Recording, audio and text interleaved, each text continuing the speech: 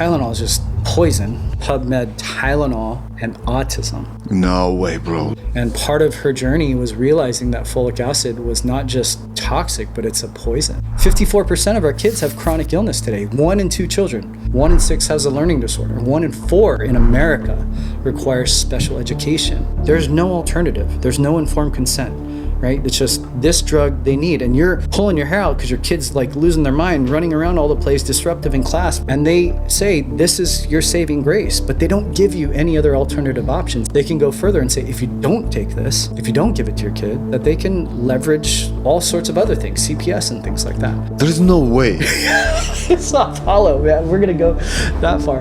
Gosh, man, is this too far? No, but Okay. this is criminal. You go to the hospital, they diagnose your child with something, they make a drug recommendation. You say, I don't want to do this, or I want a second opinion. If they call social services because they don't think you're a fit parent, right? You could call the cops, right? You could call security. Security comes in the hospital. Who do they support? The hospital. Yes. Without any shadow of a doubt, I am pretty sure that this video is going to be either demonetized by YouTube or even taken down, just because of the topics that we covered with Dr. Stanton Hom. So please guys, if you still see this video, please tap the like button, leave a comment below, and share this video with as many friends as possible. And now, let's get back to the podcast. Thank you. Dr. Stanton Hom is a prenatal and pediatric chiropractor based in San Diego, California. He specializes in holistic family-centered care, working with patients from preconception through postpartum. He is the founder and clinic director of Future Generations, a wellness practice focused on empowering families through natural health solutions. Dr. Hom graduated from the United States Military Academy at West Point with a Bachelor of Science in Chemistry, Life Science, and Pre-Medicine. He served as an Army officer and is an Iraq war veteran. Thank you for your service. After his military service, he transitioned into chiropractic care, earning advanced certifications in the prenatal and pediatric chiropractic. He is among a select group of professionals in the US with the highest qualifications in pediatric chiropractic care. Stanton is a man of God. Welcome to the show. Thank you. So Stanton, would you say that in the last, let's say, 4 to 6 weeks, more and more people get sick? Yeah. We're filming now in April, in the middle of the April, right? Yeah. So in the last 4 to 6 weeks, a lot of people got sick, right? I would say more than, I've been in practice almost 15 years, and I would say more than ever, for sure. So do you think that's basically geoengineering taking place, or what? What's happening? I think it is multifactorial, right? I think it is a holistic toxicity that includes geoengineering, that includes non-native EMFs, and I would say it includes, it's just the fallout. It's the fallout from the pandemic. It's the fallout of, the persistence of the vaccinations and all the bioweapons and all the things that they put out there, for sure. And it's not a conspiracy theory, because I asked, prior to our interview, I asked ChatGPT whether chemtrails are a conspiracy, right? And the answer that I was given is like, that's a conspiracy theory. Yeah. Then I asked you, and I asked him, and I have this screenshot, are there any states in the US that banned or plan to ban chemtrails? Yes or no? And the answer is yes. So if that's just a conspiracy theory, how come Tennessee and Florida 31 banning states. though? 31 states. 31 states now. But if that's a conspiracy theory, what are they banning? A conspiracy theory if it's not even true? I think AI is compromised. So I always have this problem, like, I didn't know we were going to start out this quick. Okay, we're ready. Let's do it. People always ask me, do you use AI prepping and etc.? I was like, yes and no. I started recently. Why? Because it's biased. It's like, why? Yeah. Because if I program the AI, I have this agenda. I have to make sure that my AI product is going to give answers that are suitable to me, that I'm going to benefit from, right? So this is one of those answers. It's like, this is one of those examples. Have you ever prompted it to say, is geoengineering a conspiracy theorist? Please answer this through the lens of this. Sometimes I'll ask it specifically a question without any other prompting, and then I'll say it as if you believe this, and say it as if you believe this. Like two polar ends of this, but you get different answers, man. So where's the truth? The truth is, Out there. the reality is, I believe the reality is the truth is actually with you in your own soul and your connection with God. I don't think there's really any other truth that you have to investigate outside of that, or everything else has to be filtered through at least that, right? Because everything I would say that's out there, you name the system, whether it's educational system, healthcare system, technology system, the social, geopolitical systems, all of those systems are there to disconnect us from our own lived experience, our own reality, and then also from our connection with the divine. So I always have a problem with them. So let's say chemtrails are real, right? But people that are doing this, so they live under the same sky as we do. Yeah. So do they take any kind of medicine? Do they have any kind of protection that they have no problems getting sick or etc. because of the things that they're doing in the sky? I don't know the answer to that, right? I've never met anybody who actually did it before, although I've seen a few interviews, and it's interesting, right? Because one of the major lawsuits recently is glyphosate, right? Glyphosate and Roundup, and what's the company for Roundup? Monsanto, right? And then they were bought by Bayer, right? Bayer bought them. Bayer's a Holocaust company. They bought them for $60 billion. All the lawsuits with Monsanto that they're literally like losing hundreds of millions and billions of dollars. When they, like weeks after they sold to Bayer, the stock dropped by $60 billion, right? So it's not a conspiracy that Roundup and glyphosate causes, all sorts of different cancers, non-Hodgkin's lymphoma. They're losing court cases. And you look at the marketing, right? You look at the marketing of the commercials of the people, dressed like me, short legs, short sleeves, just going out there and shooting and killing weeds. But if you look at people actually in the industry, shooting Roundup all over the place, like they're in like spacesuits, right? They're completely protected and covered. But it's safe, right?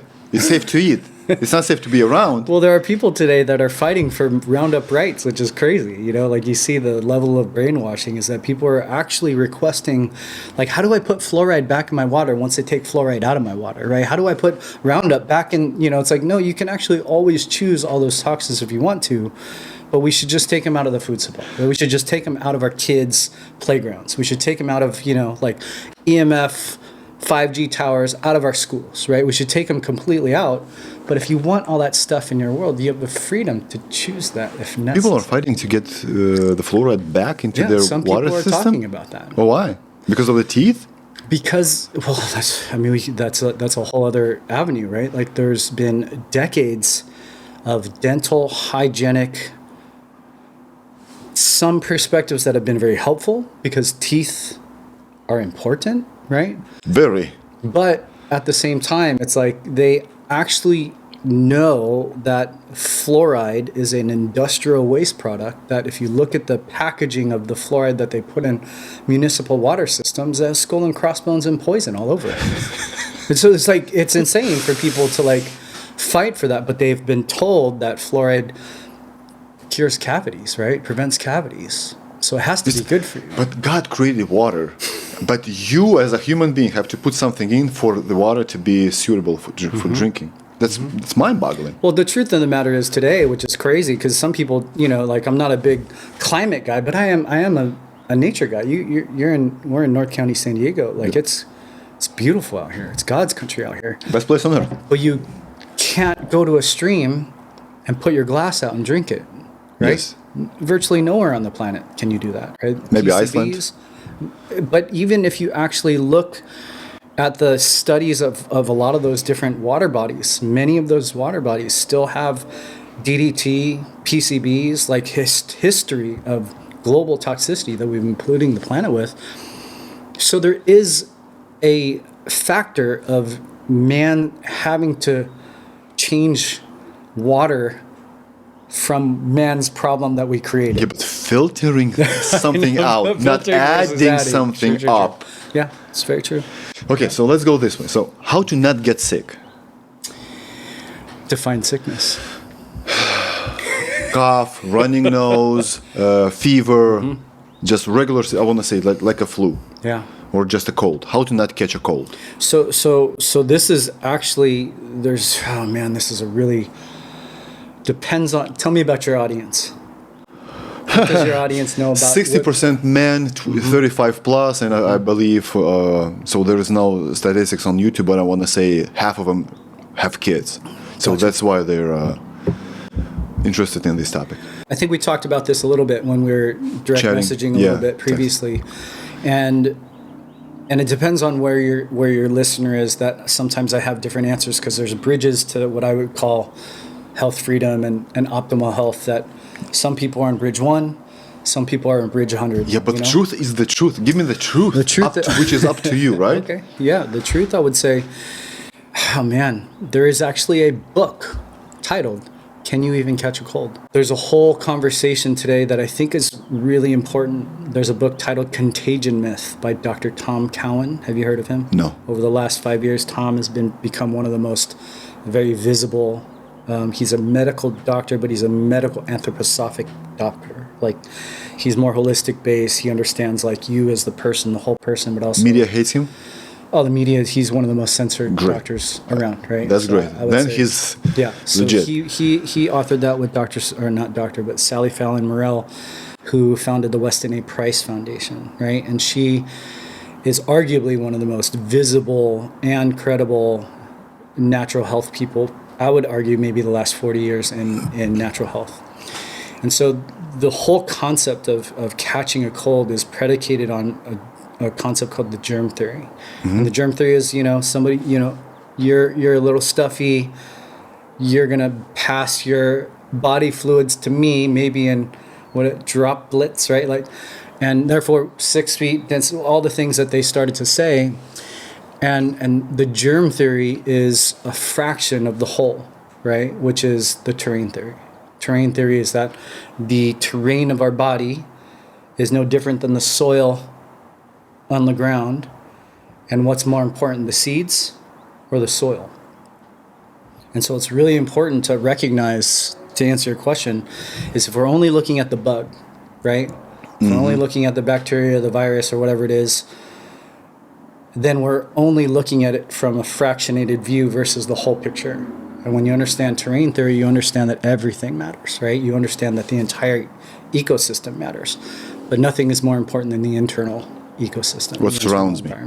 The internal, how your body is actually responding to the outside world. So then we would get into conversations about like cough and sneezes, right? Anytime that somebody brings in, different conversations around certain symptoms, I usually ask, like, is a fever, or is a fever good or bad? Or is a cough good or bad? Or is congestion and, sinus congestion, runny nose, that type of thing, good or bad? And the reality is bad because it's uncomfortable. Bad because if fever gets too high, past 106, then that could actually create encephalopathy and encephalitis and brain damage and things like that, destroy neural tissue. But is fever good?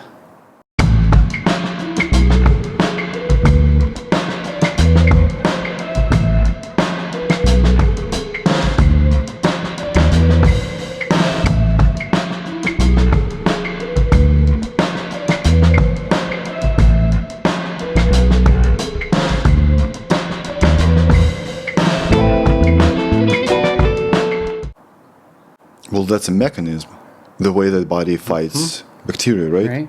So if we were in that stream and I took my cup and I filled it with water, one of the best ways to clean that water is probably to boil it. Correct. So the body has this innately intelligent process that says, maybe I'm a little too toxic. Maybe I'm around too many things, that I'm going to create an increased temperature in my body to fight off a lot of these different defenders, to purify my body.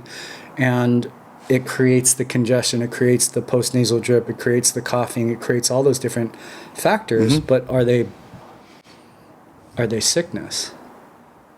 Or are they intelligent responses from your body that are adapting to something that potentially got in that shouldn't have gotten in? Does that make sense? Yes. And so in my world, I think the reason why I start there is when people kind of, this is not me to say that I never get sick or that my kids never get sick or that I don't worry about, different symptoms, because if your kid's sick, you're like, wait a minute, like they're suffering, you want them to stop suffering. And I would say the first way to stop suffering is to recognize and help them realize that it's not a mistake, right? It's not an error from your body. It's actually your body's best chance, a cough, right? A cough is your body's best chance to expel out of it something that actually shouldn't be in it, right? It closes up your nasal passageways and your sinuses. Why? Because it knows that there's something in the environment that potentially you're breathing in, taking in, that is offending your system, so it closes off your nasal passages. It creates runny nose, teary eyes, it creates postnasal drip. It's trying to drain everything out of you, intelligently trying to get rid of everything. So I have a rule of thumb when my patients get symptoms, right, or sick, is that I want them to boost their innate immune response first, because if they can do that, and their body finds a way to normalize those symptoms on its own, then you don't supersede the body's ability to do that on its own. Does that make sense? So the body is already doing the stuff. You have to help the body. You help the body versus fight the symptom, Okay. right? The whole thing in the world today is that we're trying to supersede the intelligence of the body when in reality we're supposed to optimize it. So the worst thing basically is, obviously this is not a recommendation, this is just a chit-chat that we're having. If a child, let's say, he has 100 degrees fever, if you give him Tylenol and you lower the temperature, you lower the fever, it's bad. Because the body is fighting and you're getting in the body's way, of his way to fight the something. I would say, given that example, yes, because if it's like 100, 101, let the body do what it's supposed to do, right? And I think I gave you this example too. Correct. When we were chatting. It's like and for those of you who are parents, you probably have seen your children, have a really high fever, but they're just running around playing, drinking, engaged, doing all the things that they would normally do in life. Let them be, right? If they're 99.5, right, and they're higher than what you would know is their normal temperature, and they're listless, lethargic, they're not responsive, they're not drinking, you should probably intervene to some degree. Does that mean that intervention has to be Tylenol, right? That's the other thing, is in society they prop up these treatments that we think, I either do Tylenol or nothing, right? It's like, that's Tylenol not actually, or ibuprofen, right? Yeah. Well, then we get into vaccines or no vaccine, right? All the different conversations. It's like, they're false dilemmas. The reality is that I would say, in that situation, well, first of all, I would say Tylenol is just poison. First of all, that's the first thing I would say. They tell you it's safer, but I would say Tylenol generally, if you just go straight Johnson & Johnson Tylenol, it's not a good drug for multiple reasons, but one of the reasons is it's one of the primary ways that the body toxifies so badly and affects liver function. It depletes something called glutathione. It's like the primary antioxidant in the body. Correct. And if it does that, there's a lot of good evidence that say that if you overtoxify your body and you supersede the body's intelligence, that it not only makes you worse over time, but it actually creates long-term toxic issues that maybe are not symptomatic for the short term, but in the long term creates problems. Is it true that Tylenol can affect even asthma? Allergy to something? Create? Create. Oh yeah, I would say through that same pathway. If you deplete the body of glutathione, every inflammatory, every immune dysregulation can be enhanced because of glutathione depletion, for sure. Just this simple drug, Tylenol. And they tell you, right? So if you were to PubMed, right? I don't obviously love all the research, but if you PubMed Tylenol and autism. No way, bro. Most people don't even know that Tylenol is one of the primary, published risk factors to autism, especially Tylenol in pregnancy. At what age? At what age? Taking Tylenol? Yes. I would say virtually any age. But mostly the younger kids, right? The age of exposure. Up to 2 years? You mean Tylenol is a risk factor? Risk factor for autism. I would say at any stage it could create a situation where neurodevelopment can be compromised, but I would say the younger, the more problematic it is. Autism. Sure. Yeah, it's not my research; it's their research. It's on PubMed. It's on PubMed. There's more research for. We can go further. There's more research on Tylenol. There's more research on ultrasounds in pregnancy. I'm sorry, I'm not to stress you out, man. I've heard that stuff, but it's true though. It's true, right? So then, I think maybe staying on course. The body is infinitely wise, right? All your listeners have a mother, right? There's only one way onto the planet, right? It's Well, they're saying that dads can get pregnant now. So. in California. What kind of science do you believe in, bro? It's which biology, right? Yeah. So let's stick to what your listeners would believe, right? There's only one way onto the planet, right? Conception. Yes. 280 days, about 9 months later. Correct. A 26 billion cell being, right? 2 half cells, a sperm and an egg, to 26 billion cells, and no mom has to think about it. It just happens. It's a miraculous process, right?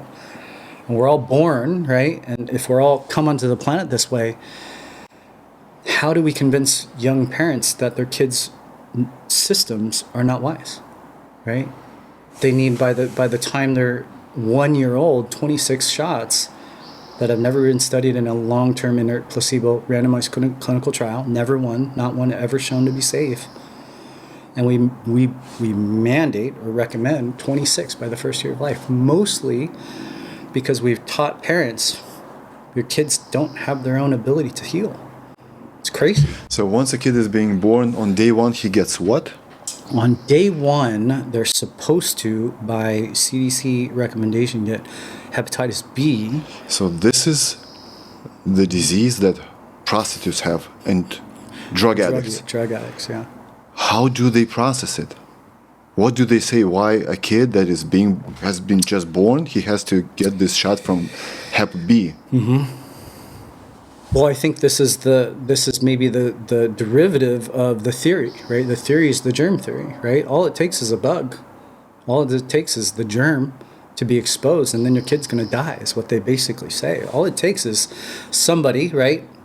You're driving down the street, you have your 17 masks, the cyclist driving on the other side in the bike lane has 17 masks, right? All he has to do is sneeze through 17 masks. It flies through the ecosystem, lands on your ventilation system, through your cabin filter, through your air filter, goes through your 17 masks, lands on your mucosal membranes, and you don't have any immune system to adapt or respond or have any resilience, and you die, right? Like that's the theory. That's the truth. Right? The theory is that Amazon boxes were proven that the virus lives for 14 days. So don't touch your Amazon boxes for 14 days because somebody may have left a COVID virus on there, and that's all it takes, right? And so then they, on the TV, right, there's a TV ticker, and they're all the numbers, right? There's green numbers on one side that say, oh, this is the mild cases. This is the number of times people recovered. This is how many people survived. On this side, it's red. It's like cases, hospitalizations, it's deaths, right? And both numbers are going, right? No, there's only one side. There's only a red side. Nobody talks about everybody who recovered. Nobody talks about all the natural immunity that people get as a result of being in the ecosystem. And they don't tell you that after you get better, right, that you should probably be out in the world. But they told us that masks help, right? I know. But they told you masks help because they are going from that same belief system that germs are the things that cause illness. They don't tell you that there's things that you can do in your world that can actually build your internal resiliency. And if you did that on a day-to-day basis, you wouldn't have as much fear as they promulgate around the world. Let's get back to how to not get sick. Give me protocol. Yeah, okay. What to take, what to do, basic stuff, no cold plunging, etc. Because that's extreme, right? Yeah. Like 0.1% is going to do a cold plunge. So let's go with, I would say the most general statement first is to eat, to move, and to think well. You have to have a healthy lifestyle. You have to have at least, some people say 80-20. It's like, I think it's like 95-5 now, right? 95% of the time you have to do really, really good lifestyle, right? Because if you don't, and if your 5% is horrible, sometimes that toxicity in that 5% makes you that vulnerable that you're going to get more sick today than you ever will. That's very demotivating. Right? I know. 95-5. That's just that's my take, right? Okay. Being in clinical practice 15 years now, I would say that what used to work 10 years ago for my families, where I'd say, hey, you know what? It's the apple or the donut, right? What snack are you going to choose? If you choose the apple enough, then you're just going to get better. Most people choose the apple today. Most people, right? And I would say today, that dichotomy so much further, right? I would say even today it's, which I think your listeners would get, right? If this is the apple or the donut, I would say it's homeschool or public and private school, right? Because the public and private school area, the toxicity of the mind virus, the toxicity of that environment, because everybody is mostly taking all the drugs, eating all the toxic foods, and sharing all the bad stuff. That's why when kids go to school, they come back with stuff, right? But a lot of times on this side, you don't see that same type of environment. So I would say in that dichotomy of taking in healthier things versus less healthy, it has to be more disciplined on this side. It always comes down to lifestyle. From a protocol perspective, are you thinking supplements? Let's go supplements. Yeah? Okay.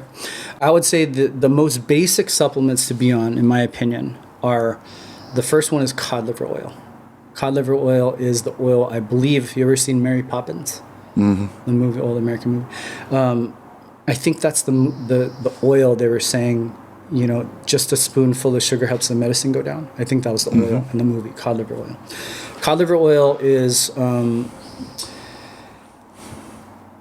as good as omega-3s in fish oil, and if it's the right cod liver oil, it has naturally occurring vitamin A, naturally occurring vitamin D.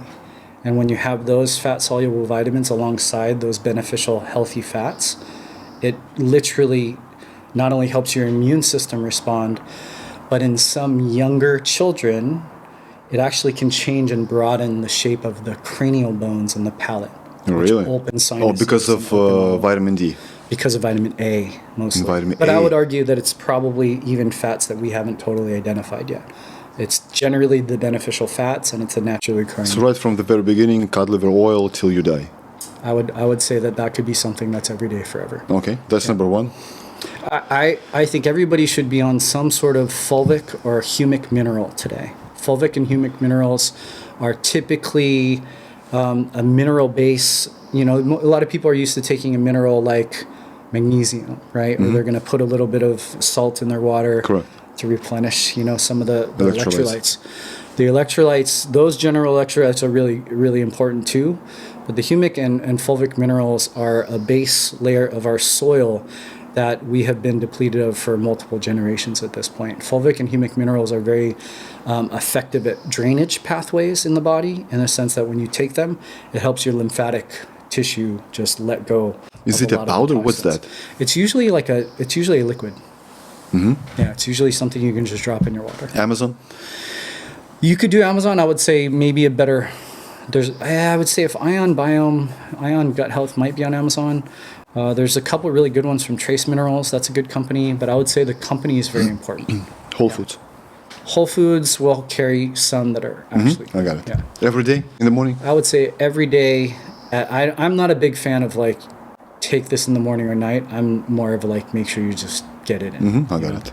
Vitamin D is not as good as going outside, right? Vitamin D is not a vitamin. Vitamin D is a neurohormone. Correct. And in the sun, your vitamin D is one of a dozen known neurohormones that are stimulated with sunlight. So I would argue that being in the sun is far greater. This doesn't help, right? It covers. I would say it not only covers, but I mean, I have a tattoo from when I was in the military as well. Man, I refuse to do too far of a deep dive on that yet, but there's so much toxicity when it comes to tattoos, right? So it's and not you can go back. And you can go back. You can, but it's not easy. Yeah, not to. So removing with the UV is, you want to say it's better just with than having the tattoos? I think it's better because it removes the physical toxicity of the ink, and it actually restores the ability for the sunlight to actually get into some of our receptors, right? Our body is covered in photoreceptors. Correct. Photoreceptors, I mean, are, I would say, the single most driver of physiology and health in the body is actually light. That's why people wear, right? Yes. Blue light glasses. That's why people go out in the sun, right? And the deficiency of that, or the alteration of that, is very primary. You wear it because of this? I wear these generally because of that, and because of screens, and because honestly, I enjoy it at this point. I wear glasses also because my son's worn glasses since 4 months old, And so I wear it because he still has to wear glasses. So it actually just is a reminder of him, you know. Have you heard this theory that you can get rid of glasses?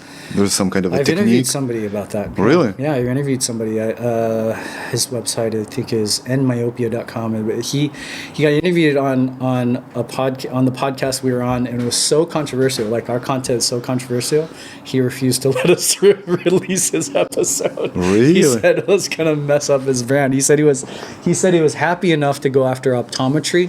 He didn't need to go after the whole system. So he said, don't release it. So my dad's an optometrist, 40 plus years. I got you. So you know everything about it. He says, and this is early on, I said, hey, Dad, like, eye exercises, they work, huh? He's like, oh, yeah. It's like, wait, you could reverse your own prescription? He's like, oh, yeah, but nobody wants to do it. I was like, I think everybody wants to do it. They just don't know that they can do it. Because they go to you, and he's like, yeah, that's probably true too. And he knows. Conspiracy theory. Yeah, he knows. And so there's a lot of my friends who've actually reduced their prescriptions dramatically. And that's like, when my kid gets old enough, I think we're going to try to do that. So cod liver oil, minerals, vitamin D, vitamin C? I would say vitamin C on a daily, not really. I think vitamin C is one of the best natural vitamins to therapeutically bring the body back from something super sick, right? So let's say one of the worst diseases that was like because I've been in this for a while, right? I've been studying vaccines, I've been studying immune system 20 years, right? Next month will be 20 years because I got out of the military in 2005, May 27, 2005. And I just started a deep dive on how to help my body heal because I was in the military, went to Iraq, got 6 anthrax shots, smallpox shots. I learned later through my studies that those were government experiments, are still government experiments. And I had to heal myself from those, right? So vitamin C, let's use the disease, right? Let's use the disease pertussis, right? Pertussis, one of the most effective ways to treat, right? This is not me and how I would necessarily do it, but high dose vitamin C is very effective at helping kids and anybody recover from that type of... High dose is what, 3 grams, 2 grams? High dose could be as much as 5 multiple times a day, which is the key is to bowel tolerance, right? So in COVID, there was a lot of people who were doing IV vitamin C at very high doses, and they were clearing the body of that toxin, right? And so I would say if you can find a good quality one, that is typically a therapeutic. But the key element here is the source, right? Ascorbic acid is not a great source of vitamin C. Ascorbic acid is generally, so this is not, depends how far down the hole you want to go, right? Ascorbic acid is the antioxidant shell of vitamin C. Vitamin C in a whole food form, if you were to eat an orange, is multiple components that create a food-based vitamin C. If you take that therapeutic dose, that's what I'm talking about. The ascorbic acid, sodium ascorbate, some sort of like form of vitamin C that's on the synthetic side. Then you can get into supplements and realize that, and I don't know if you know this, but most synthetic vitamins are chemicals. Correct. They're not naturally derived, they're not food-based, and they're not whole food. Yes. And most of them, if you go far back enough, you're going back to pharma anyways. And our body does not absorb them as good. We don't typically absorb them, so we will create a typical physiological imbalance in that way. One moment, I'm going to show you one thing. So this is not an ad, right? I've been taking this for, we can even cover the label, right? So I've been taking this for, I want to say 2 to 3, maybe even 4 years. Just take a look at the ingredients of the multivitamins that I take and the sources. How do you like the sources? I mean, generally, when it lists the food, it means it's at least going to be food-based. Yeah. Food-based is, and then so when somebody will mark it as whole food, it means it's actually food. Yes. And so in my view, I view this to be far superior than any other type of vitamin because it's actually food. And it's recommended daily allowance is 100%. So I always be very skeptical where it's 1,000% if it's like 100%. So you can basically take it all year round, just as a supplement. The reality is you could probably take, it's got aloe also. Aloe is actually very good for you. Aloe vera is actually very good for you. The reality is if it's like, can you overdose on beef? Like generally you might get full, but your body will satiate itself and you'll stop eating. Correct. But you can't overdose on food. You generally can't overdose on real food, right? But on vitamins, it's processed easy. food. No, I would say even something like this, if it's food, if this is food, there's another company that I offer in my practice that all of their stuff is from their organic farms in Wisconsin. And theirs are actually less percentages because their theory is that when it comes in the whole food form, you don't need as much. Correct. Because you're actually eating concentrated food. And they say, like, you could take a whole bottle and you're not going to overdose. You're not going to have any negative symptoms. You're actually probably going to be more nourished because it's actually food. I got it. Yeah, okay, so this is basically vitamin C, so liquid drops. So vitamin C, what else? I would say every day, it's in almost every ancestral culture, there is some sort of fermented food. There's some sort of fermented food, meaning in some countries it could be like a pastured organic yogurt or some sort of dairy. Other countries it may be sauerkraut. Other countries could be kimchi. And that would be something that I would say is very helpful at building a diverse microbiome. Some actually, like sourdough, like really well-made sourdough is actually a microbiome building food. And I would say for those people that don't have access to that or can't and don't ferment their foods every day, that a probiotic supplement, sorry about that, is actually very, very, very helpful.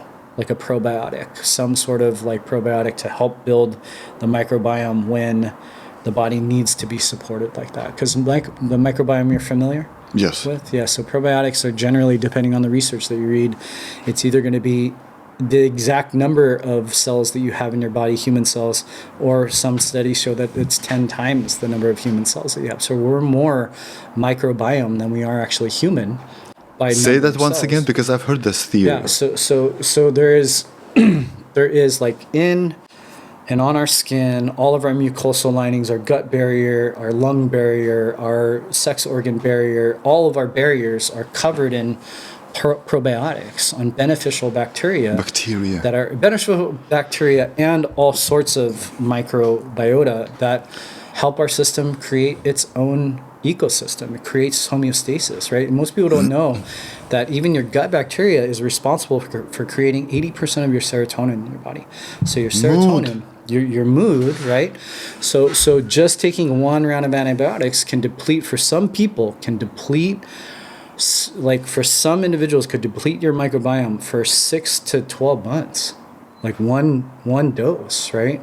And some people that have that depletion don't realize that they lose the ability to self-regulate a lot of different functions, one of which is a healthy mindset. So there was an interesting thing. I want to say that occurred like 45 years ago. So me and my wife were having, I believe we were having just a coffee and a protein bar or chocolate bar, something like that. And it was like, we were having this amazing time, right? The mood was amazing. Good weather. We were living in Spain back then. And we ate that protein bar or chocolate bar, something like that. And right away we were like, our mood got bad. And we're sitting in front of each other and we can't acknowledge what just happened. And only then I had the thought like, wow. So this is the thing that affected us from the inside. Food affects us. Absolutely. And I've been listening to this guy, Dr. Stephen Gundry. So he's big on the gut issue and etc. So he said this thing that you are more like a you're more like a bacteria than a human being. So basically he was saying that you have to please the bacteria that is inside of your guts to get healthy, moody, all that stuff. Yeah. So when you get bad food, they're irritated and they're not happy, so you are not happy because of the serotonin, just like you've mentioned. But if you take good food and your bacteria likes the food, you get all that energy, mood, and all that stuff as well. It's hard to comprehend. And I would argue it's not just your gut, right? I would argue that, your son was playing outside and he's playing with a little twig and he shows me a little bug on the twig. And whenever kids get dirty, sometimes parents are like, don't get too dirty. But the reality is the more that they're in the dirt, the more they actually build their external skin-based microbiome. The grounding, all of that actually transforms their physiology immediately, right? So I would say that as well, like being able to ground, because everybody's buying PEMF mats, they're buying all sorts of grounding tables. Just go outside, put your feet in the soil. You do that morning and night. It's easy to tell when you're in California, right? It's easy to say in California. When I was in Lithuania, I was like, I can do that on say 4 months a year. Yes, the other age is like, exactly. no way, I'm not going to do that. Well, unless you're like Wim Hof, right? And Yeah. No. So I have to say this because I'm a chiropractor, right? Like sometimes we'll go through all the different avenues of how to take care of people, and we talk about nutrition, we talk about movement, talk about lifestyle. Like getting adjusted is, in my opinion, one of the single most important things that people could do for their immediate health, but their long-term health. And the reason is because when your spine, like we've been sitting here already for about 20 or 30 minutes, right? And that time period, we're already building scar tissue. We're already dysregulating our blood sugar. We're already creating a pattern of inflammation just by being stagnant. Most people don't know sitting is the new smoking. Right? When you're here all day and you're Correct. looking at a blue screen, you're stressed out because you hate your job, or your kid is in public school, they're stuck in a box, right? Put all the round pegs in the square holes, and they're just stuck, right? They lose their posture. When you lose your normal posture, you lose your brain's ability to communicate with your whole body, and you lose your ability to self-regulate. When you lose your posture, what you also do is you disrupt your lymphatic drainage in a way that most people spend a whole host of time trying to supplement their way out, when in reality they just need the bones and joints of their body to move more fluidly. And an adjustment provides that in a way that helps optimize nervous system regulation and optimize lymphatic drainage, right? And so when the nervous system is regulated, one of the key systems that it actually helps regulate the most is the immune system. There is no immune system, I would say, without the nervous system. There is no gut without the nervous system. And the reason why it's important is if people, well, we talked about it earlier, right? We talked about dental health. Let me ask you a question, right? Paula, did you brush your teeth this morning? No, I do it at night. Because my theory is I eat all day and I brush my teeth for not to get the food leftovers in my mouth. Twice a day in America, man. No, I'm joking with you, right? So, but you brush your teeth, right? Yes. Do you floss? No. Some people don't, right? But people generally know that flossing is probably good for you. You mean the Listerine? No, like flossing, like. Oh, I got teeth, you. Right? Not rinsing, yeah. Like dental health is important, though, right? Yes, very. Did you do your spinal hygiene exercises today? Today, no. No one does their spinal hygiene exercise, right? Like people are into fitness, but they don't actually understand that they have a spine that is far superior, like in terms of its health and hygiene, is far superior than their teeth. And yet we've never actually been taught to take care of our spine and our nervous system, right? Because it's hard to do. But most people today, is it hard to do though? It's maybe hard Brushing to your do. teeth is like, 3 minutes? That's it. You're done. I have some movement practices that take less than like 3 or 4 minutes as well, right? I could teach people to stretch their neck while they're brushing their teeth. And Can they find this on your Instagram? Not yet, but I can put it up there for you.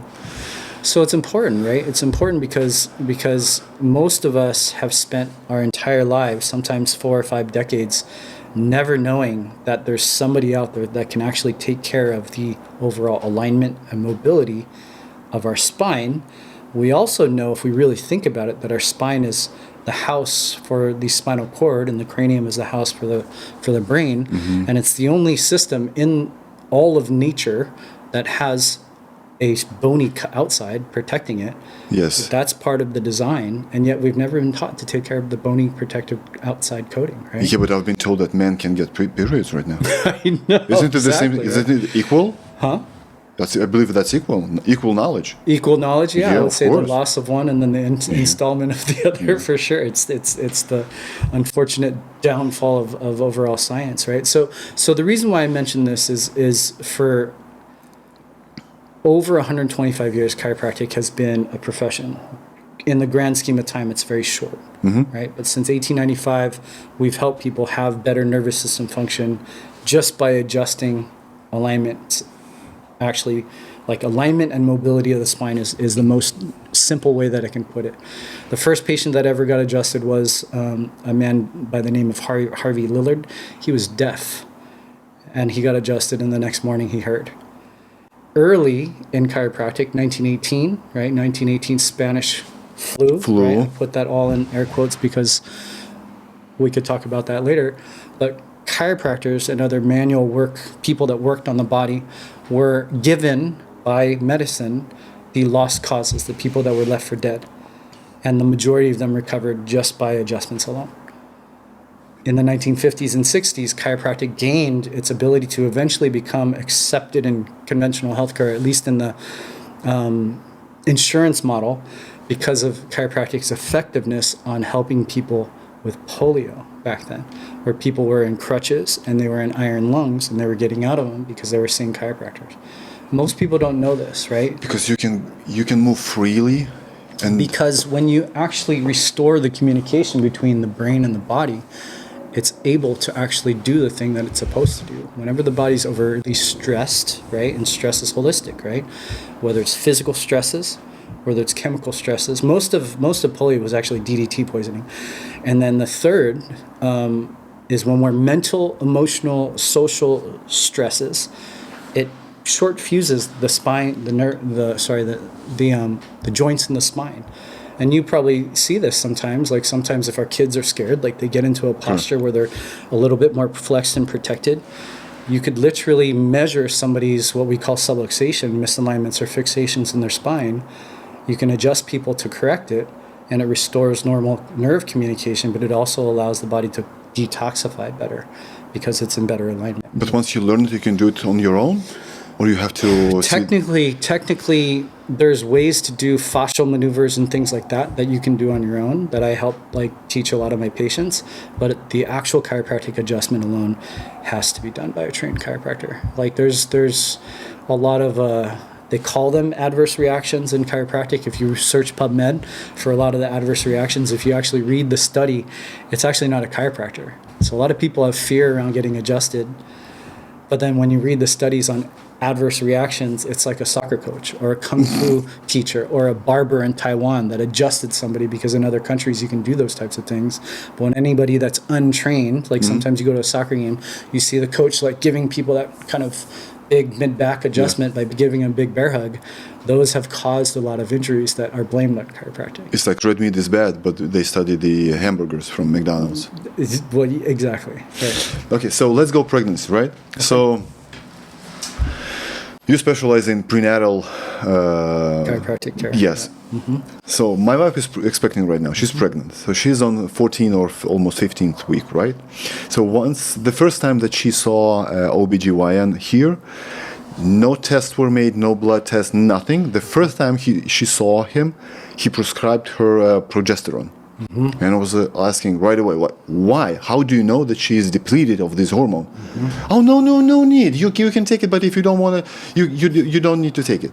Why do they do that? Without any tests? In my opinion, that's malpractice. Yes. Right? To offer a exogenous hormone without any sort of lab or any sort of clinical justification, I consider that malpractice. I don't hear that often. Usually it's based on a lab. And even then, exogenously, meaning taking something from the outside that your body doesn't make, right? Endogenously would be considering what her body is making. Anytime you take something from the outside, especially a hormone, there is an instant dysregulation of other hormones. If it's not based on a lab, I would argue that that's just malpractice. That's either short-sighted and they're lazy, or it's actually just I don't know a doctor that then says, "Oh, don't take it if you don't want to." It's very odd. We changed the doctor right away after he said that. Okay, so most of the OBGYNs would say once you become pregnant, you have to take this folic acid. Mm-hmm. And I was arguing, why folic acid? Why not folate and why not eat the food that has the folate? Folic acid is a synthetic thing, right? You can't find it in any food. But they're always saying folic acid, folic acid. And if you don't, you're going to have these problems with the child, right? That's what they're saying. And the truth is what? Up to you. So the reason why they started to recommend folic acid is because there were very measurable and very severe midline defects, things like cleft palate, spina bifida, right? Cleft palate is like, have you ever seen somebody with a cleft palate? You could Google it. You could see like in the palate, the bone at the top of the roof of the mouth, it's split. I got you. The whole kind of deformity of the cranial vault, and then there's multiple midline defects, but down in the lower back, sometimes the spinal segments down there don't close, and when that midline defect, sometimes the entire back is exposed from the skin, right? So their theory was that it's a deficiency of what they called folic acid back then. But back then they didn't tell people that folic acid was something they made in a lab. Correct. The deficiency was folate, right? The deficiency was actually food that was actually fully nourished with that vitamin that comes from nature. Folic acid is a synthetic derivative, and folic acid is a straight toxin. I have an episode on my podcast with a medical doctor who turned into this like natural health free birth mama, right? Like she doesn't even have OBs at all. She just delivers her own babies at home. And part of her journey was realizing that folic acid was not just toxic, but it's a poison. Like it's literally a poison that creates more problems than it actually causes with detoxification, with methylation, all sorts of different very foundational physiological functions. And so methylation is when you take something in and you convert it into something that is useful for your methylation body. is by nature is just adding a methyl group to molecules in your body, right? But it's also a key factor in detoxification. So liver pathways in phase 1, phase 2 detoxification, methylation is a key ability for your body to actually detox. Oh, correct, yes. And but methylation is also very involved in turning on and turning off genes and things like that. The point of bringing this up is it became not just supplementing during pregnancy. If you look at any bread today, any bread that says fortified or any food that's fortified, enriched, that's essentially what they're adding in is all those synthetic derivatives of B vitamins, because the actual B vitamins are very core to human physiology. So instead of actually eating the foods that are high in it, they fortify the breads because it's easier for you to take. They tell you, like back in the day before you came to this country, there's a bread called Wonder Bread. Have you heard of it? No. It's basically white bread, completely depleted of all of its, like you eat bleached, whole, yes. If you eat whole, if you eat properly made sourdough, the nourishment from that food is actually very high. But when you deplete it of everything, you basically bleach it of everything, and then you add back. They called it Wonder Bread because they wanted people to believe that adding back those vitamins were going to be better than actually what comes from nature. But why would they do that? So these are two processes. You have to bleach and then add up. So both of those processes plus the minerals, they cost. Yeah. Why would they do that? It's not, it's cost on the front end, but it's marketing, it's patent on the back end, and then it's not just the food. It's one of, like, I would argue that back in the 80s when people were eating Wonder Bread was maybe the gateway drug to the food industry that eventually led to all the things that we have in the pharmaceutical industry. How? Because let's talk about what's talking about, or what this new administration, right? Bobby Kennedy's in the HHS. He's talking about red food dyes. He's talking about fluoride. He's talking about these different toxicities and these foods that we give to our children, right? That if you look at all those Senate hearings they had with the food activists, right? They were showing in Europe, right? They were showing the Fruit Loops Correct. in America and the Fruit Loops in Canada, right? And they're showing the label difference, and then they were showing the color difference. Correct. Chemicals that are banned in foreign countries, we give to our kids every single day, knowing that if we continue to do that, what is our statistics today in our children? 54% of our kids have chronic illness today. 1 in 2 children have chronic illness today. 1 in 6 has a learning disorder. 1 in 4 in America requires special education. And no one, show me anyone that's talking about that right now, right? Show me anyone that's talking about that. They're talking about chronic disease, right? But they're not talking about chronic neurodevelopment. They're not talking about chronic need for special education. They're not talking about over COVID, the absolute plummeting by like 22 points.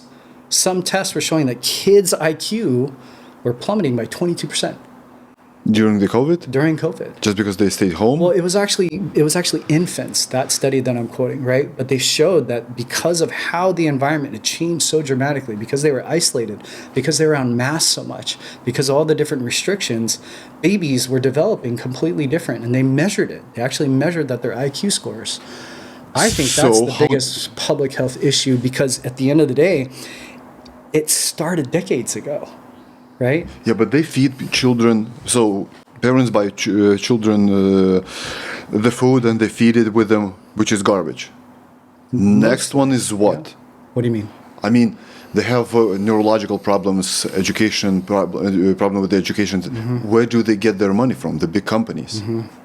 On drugs?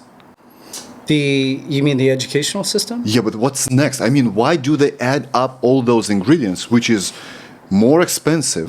It's more expensive to have 10 ingredients in the Fruit Loops than to have 5 ingredients, right? Because those 5 extra ingredients, they cost money. Why would they do that? I see what you're asking. I see what you're saying.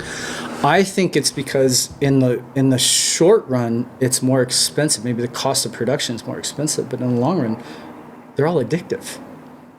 All the chemicals, all the sugar, all the things that they put in our food, they're literally, they're some of the most addictive chemicals on the planet, that then creates a reliance, that then it's the long game, that if you get kids, like if your sugar content alone, if your sugar content is that much more than another country, that alone, like the most addictive substance in the world that's actually legal is sugar. Correct. And if you get kids on that at the earliest age, right? Because sometimes doctors will do this, right? They'll say, you know what, you're about to start solids.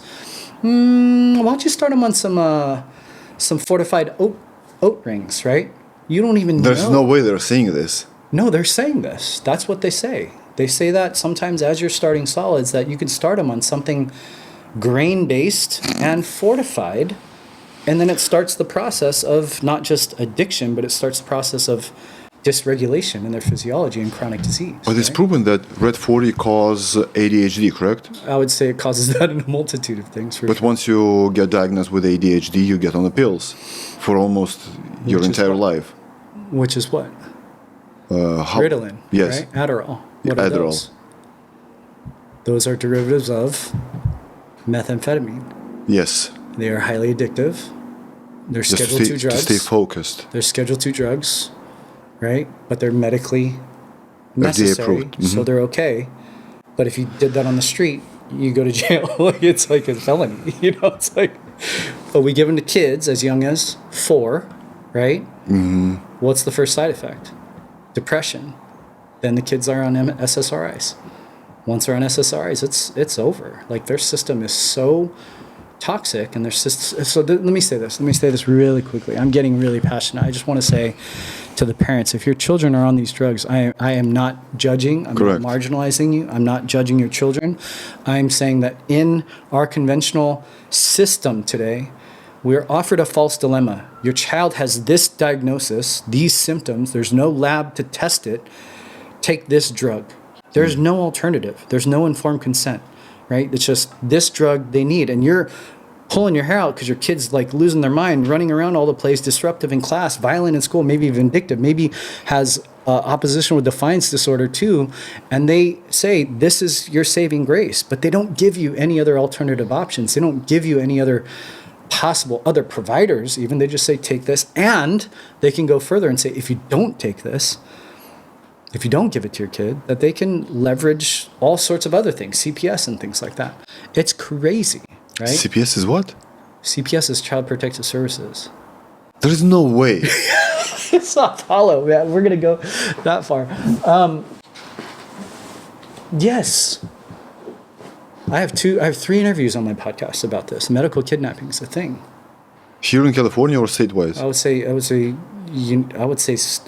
say United States wide. Doesn't matter what state you're in. You go to the hospital. Gosh, man, is this too far? No, but this is criminal. You go to the hospital. Oh man, you can go further. You go to the hospital. They diagnose your child with something.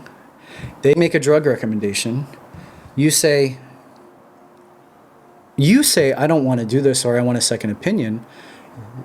If they call social services because they don't think you're a fit parent, right?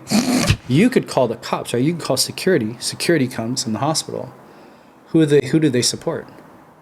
The hospital. Yes. Police in the hospital are not there for the people. Police in the hospital are there to protect the institution. That's frightening for your listeners, probably. I apologize if that's... They can take your kid away? So 3 episodes on my podcast talk about medical kidnapping. It is not common, but when doctors come in and they leverage the ego, right? They leverage, we haven't even talked about the subject, right? We haven't even talked about the sacred of all sacred cows, right? The vaccines, we talked a little bit about Hep B, but the reason why families that come to me, and maybe families that are kind of waking up to you in terms of natural health, there's a huge hesitation today to go to the pediatrician. There's like, hey, do you know any good pediatricians, right? And usually the parents that are, especially since COVID, and especially in California over the last 10 years, are you familiar with the laws for vaccines in California? Mm-hmm. So ever since those laws popped up, there's been an extraordinary concern for children and the parents going to actual conventionally trained pediatricians because of that one intervention. So leveraging of shots, the leveraging of all those types of things. And if you don't choose what the medical doctor said, last week, I had one mom. She is no spring chicken, 6 kids. She wants more kids. Oh, wow. They're awesome family. They're so smart. They're so conscientious. They are so incredibly educated. One specialist at the Rady Hospital down here got so pumped up, not even from a drug, from a referral to another provider. Said, if you don't see this other provider, I could take your kids away. He told this Directly to the mom, right after the dad walked to the door. And you will probably get comments from this where parents have experienced the same level of coercion, the same level of communication. Most of us don't know that we don't have that many rights in hospitals, that we sign a lot of those rights away, informed consent and all the different paperwork at the beginning, and we don't realize how much power that those institutions have. Why do you think so many people got stuck in hospitals during COVID? They couldn't get them off ventilators, right? You couldn't advocate for your family. You couldn't actually get them off of remdesivir and all those poison drugs that killed people because people were subservient to the system, right? And that's why it's so important in the medical system for us, and this is probably me making myself even a greater target. It's in my field, there are so many chiropractors who practice like I do, who literally see children with some of the most chronic neurodevelopmental, neurobehavioral challenges heal, sometimes with adjusting only. Right? All we're doing is actually working on the body, helping their nervous system communicate, measuring objectively how their nervous system is communicating better, and sometimes they're nonverbal autistic and they speak for the first time. And most people don't even know that happens, right? But what you'll never hear in your conventionally trained pediatrician's office, what they will do is they'll say, okay, your child is a nonverbal autistic. They should probably go to ABA. They should go to speech therapy. They go to OT. They go to PT. They go to all these different therapists, but they never offer somebody like me per se, right? But then sometimes they offer a drug and you don't recognize that saying yes to that drug is a given, right? They don't expect you to say no. They don't expect you to look for a second opinion, but parents are so educated today. It's the primary question that I have in my practice. Do you know any good pediatricians? And I'll usually ask, why do you think you need one? Not because I'm being antagonistic. I'm genuinely curious. And parents will sit there for the first time and they're just like, wait a minute. I just think I need one. I just think I'm supposed to have one. I think my insurance says that you should, there's all these reasons why we think we have one. and need one. But the reality is, what's a well visit? A well visit is usually measuring the cranium, weighing the baby, saying what percentage they are on the scale, and shots. Is there another reason for a well visit? Okay, so let me get this straight. Your kid goes to school, he's hyperactive. Teacher notices this, tells the school doctor. Yeah. They see the child and they say, you need to visit the doctor. They visit the doctor, they say, he has or she has ADHD. Here are the pills, here's the prescription. And if you don't submit to that, they can take your kid away. They can. And before that, they will never even ask what your kid is eating all day long. Not once. Right? Because you could be on chemo, right? And conventionally trained chemo, this is not a completely different topic, but it's the same mindset, right? I have nurses that have been through my practice who end up with diagnosis for cancer, but they're awake and they're aware of all the different food choices, the environmental choices. They know all the causes of cancer because they're educated through practices like mine. They go because they respect the medical system. They want to understand all of their options, and they go to chemo, and the nurses say, it doesn't matter what you eat on chemo. Really? And they'll just be like, wait, of course it matters what you eat on chemo. But the gears in that nurses and that system, they don't work because they're just pushing that same system. So name one pediatrician that goes through a deep dive in a child's lifestyle. So would you say this is happening only in the US and not in Europe in general? I would argue that in other countries it's less severe than here, right? How did you get this wicked? How did it get this wicked here? Here, yes. Man, how long do we have, you know? I mean, this is a subsidiary of something called the Flexner Report. The Flexner Report was in 1910, 1911. These two twins were, it wasn't Carnegie. It was one of the wealthy families, right? It wasn't Rockefeller at the time, but it was one of the wealthy families that basically got these guys to audit medical education. What they were actually doing at the time was the chemical industry and the oil industry were merging, and they knew that they could create drugs. They just didn't know how they were going to deliver them to the degree, but they knew the industry was there, and they knew they could actually take over completely. So these twins went and audited all the medical schools. They audited their curriculum. They perceived themselves as authorities, and what they did was a lot of the medical schools were gone as a result of that. But they attacked homeopathy, they attacked chiropractic, they attacked naturopathy, they attacked virtually every other entity that was outside of the conventional medically trained system. So they cleaned out conventional and they completely ousted all the natural. Like they almost completely destroyed homeopathy. And I would argue, and I'm biased because I'm a chiropractor, but chiropractors were largely the most vigilant in fighting against them, right? And this medical tyranny that started back then was essentially because they knew they had an industry that could then oust and own the entire medical industry. So pharma birthed out of the chemical and oil industry, the wealthiest families in the world, and then they took over medical education. And once they took over medical education, go to any medical school today, and you go to their halls, their buildings, all the donations come from pharma. And they own the entire system. Chiropractors, up until the 80s, were going to the jail, hundreds of chiropractors, thousands of times, jailed over that time period. Here in the US? In the US.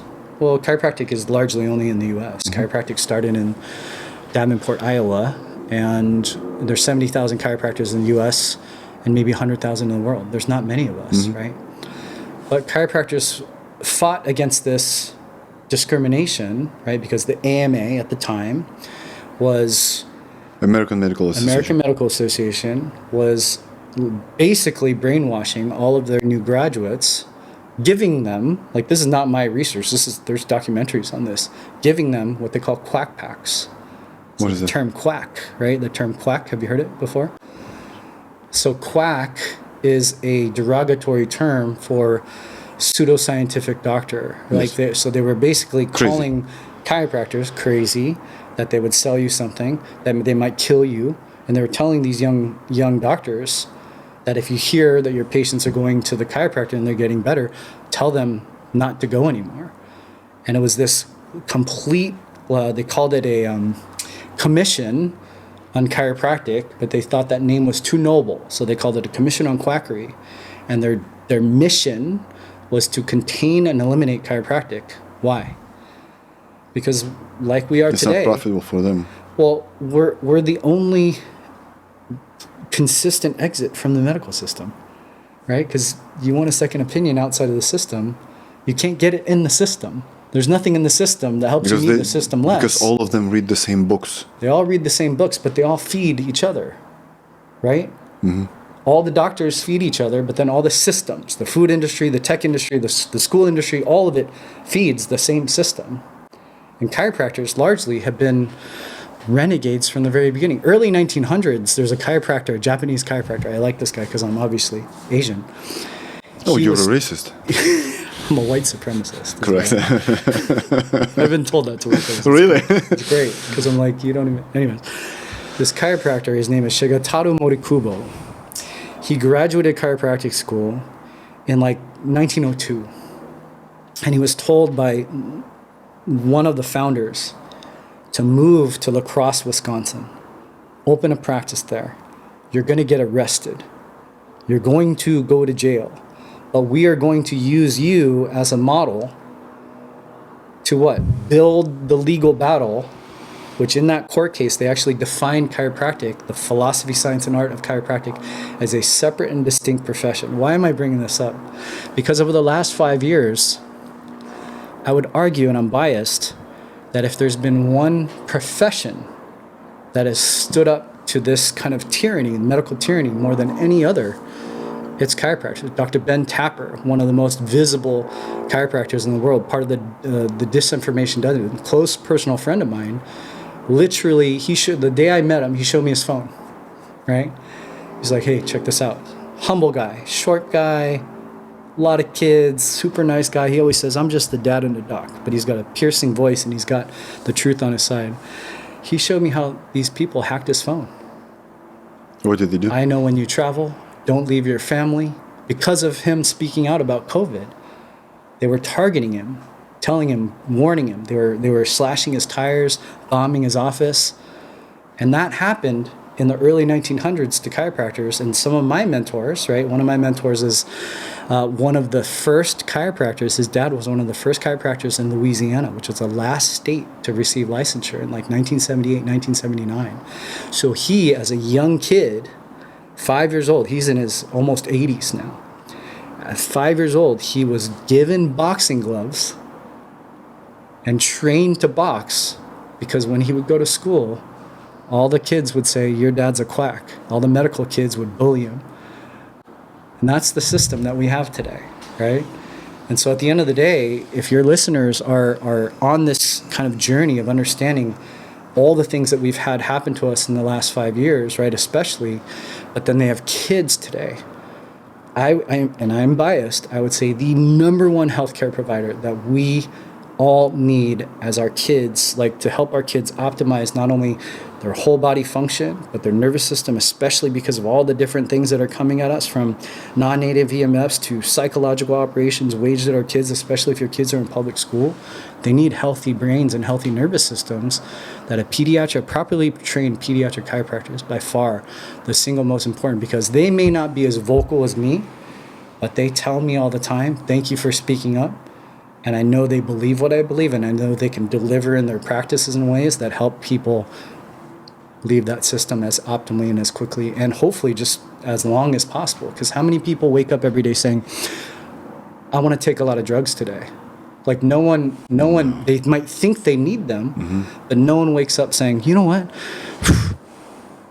I'm 65 now, like I have all my friends, on average, they're taking about 5 or 6, this is actually a statistic, between 4 and 6 medications for, elderly, but some are on as many as 24, 25 pharmaceuticals. Nobody wakes up that they want more, right? Everybody wakes up and you say, how many, do you want to be on these drugs? Nobody wants to be on them. They just don't know that they can somehow find a way out. Is there a light at the end of the tunnel? I think the light at the end of the tunnel is recognizing, taking the conversation full circle, right? When you go back and realize that we are made in this design that is so radically powerful, far more powerful than we've ever been allowed to believe, that from a healthcare perspective, if you don't have a provider that actually believes in you, right, that you are a miracle, and that we should, through our course of care, expect miraculous outcomes, you probably need a new doctor, right? If it's only a negative prognosis, if it's only like, you know what, you have 6 weeks to live, you know what, there's not really treatment for this. If it's hopeless, that's contradictory to what I would say your podcast represents in terms of everything that we've talked offline about, everything about your kind of journey in terms of where you come from, where my family comes from. This is me in California, right? Like 100 miles north, 710 and the 60 freeway. There is a Chinese-only cemetery there. That's where my great-grandparents are buried. I didn't even know that it was Chinese-only. I just, pretty Asian-American kid growing up, we would go every year. All the headstones are in Chinese. I don't read Chinese, but I could see where my family name is. And then my uncle told me in my 20s or 30s, he was like, you know why we go to that cemetery, right? I was like, no, I don't. Do you see the age when they died? I mean, that they were living up to 90 years old? No, it's an annual thing where you honor your ancestors, right, to do that. But that cemetery in particular is because when our ancestors emigrated here to California, it was during the Chinese Exclusionary Act. Chinese people were not allowed to be buried amongst white and black people and other Americans. They were discarded. And so they had Chinese-only cemetery. That was 50s, early. 60s? It was the Chinese Exclusionary Act ended after World War II. So the Chinese Americans, so my grandfather fought in World War II, and the Chinese American support of Allied forces in America in World War II was one of the reasons why that act ended. So it was up until the 40s, right? So the reason why I stay, especially here in California, is because it's that dream, right? They're up there. They're buried there. My ancestors are buried there in surrounding cemeteries. And I believe that California has a beauty that we've talked about, right, in terms of nature. But I think in terms of a consciousness, it's a sense of freedom. And I believe that's why tyranny is so bad here, is they know it. And so they're trying to take it over. So my thought is that there's always light at the end of the tunnel. There's always light at the end of the tunnel because of the miracle that we all are, right? Inherently, whether we're looking at ourselves from a health perspective or from a life perspective, that if we fixate and focus on that and we create a community around that, meaning who you are in your healthcare team, who are in your kids' schooling, who you are in virtually every aspect, who you are and how you create, like your content on one end is like so piercing on the truth, but on the other side of the piercing of the truth is hope, because you're willing to tell it. And the more that you're willing to tell it, the more that we're able to recognize that we can strategize, we can create solutions, we can go in a different path. There's always light when you know truth and you take a new path and you go against the herd and you're not part of the followership. You know what I mean? I do.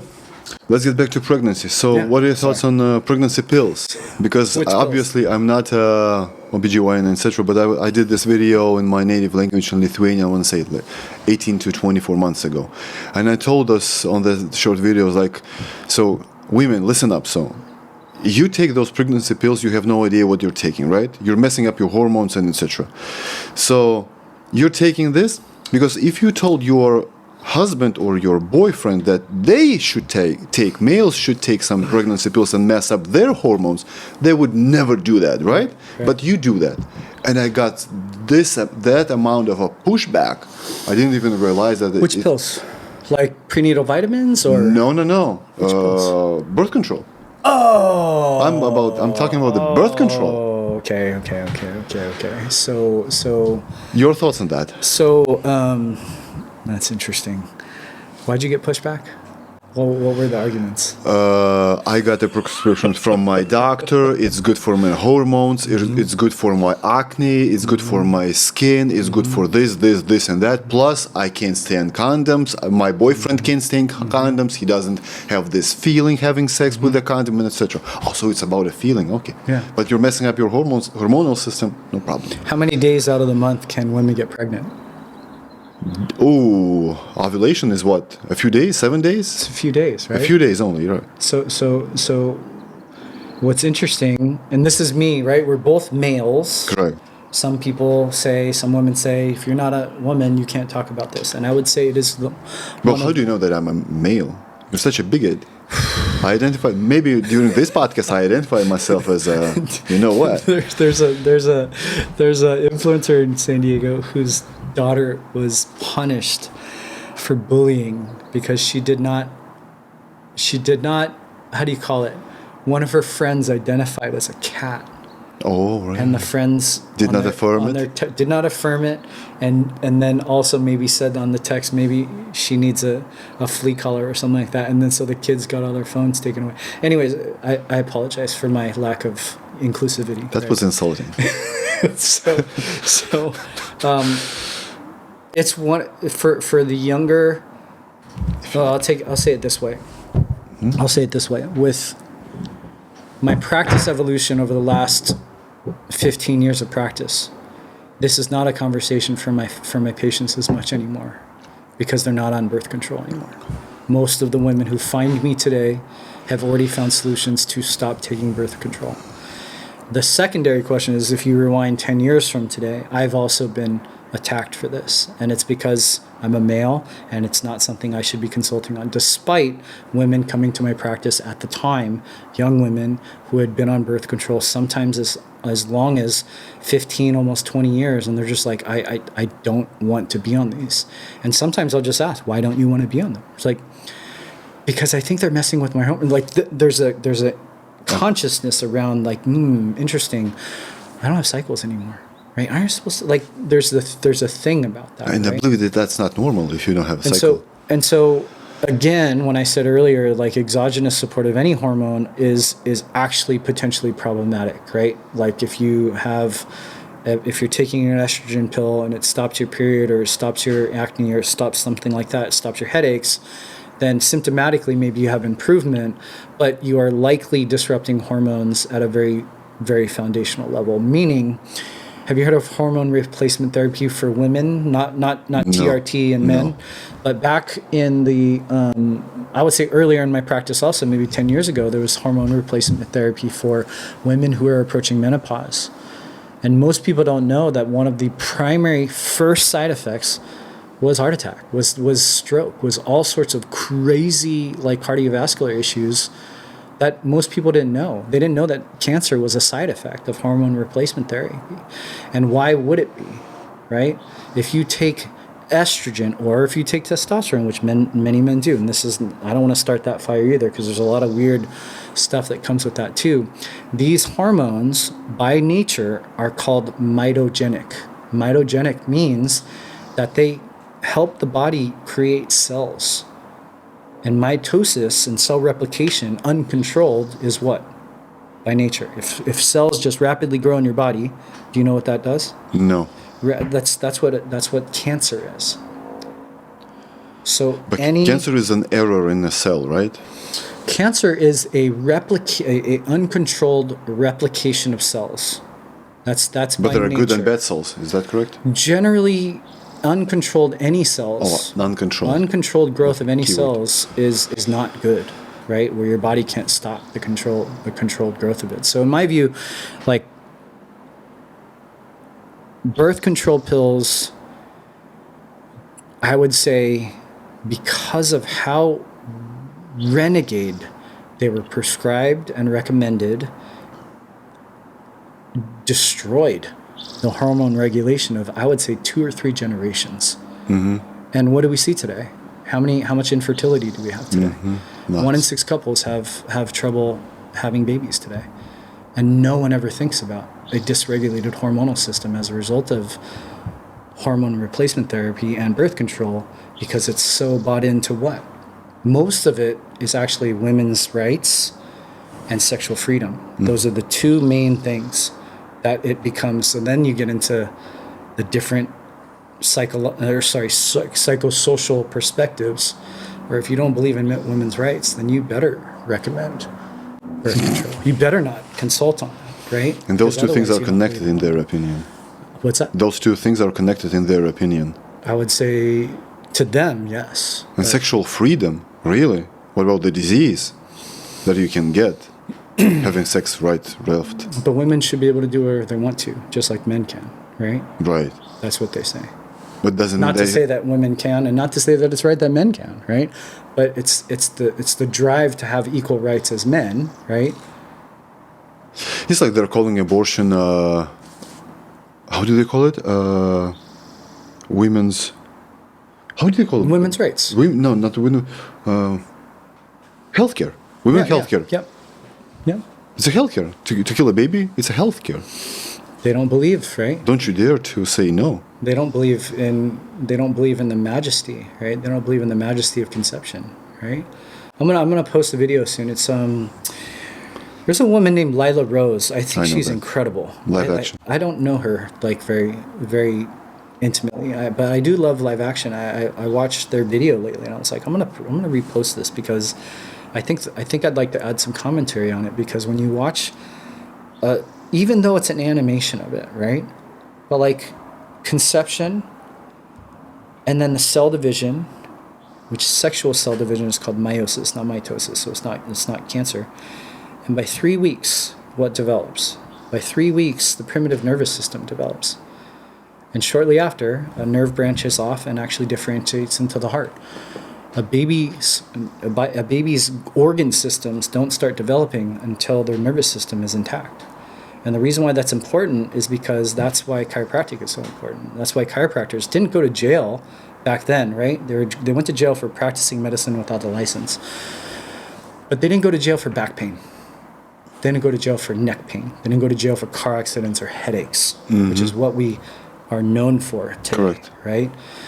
Most children don't have back pain, neck pain, or headaches or car accidents, right? Like, that's not why children come to us. Children come to us for the whole reason why chiropractic gained its popularity is because of organic challenges, especially nervous system-based challenges.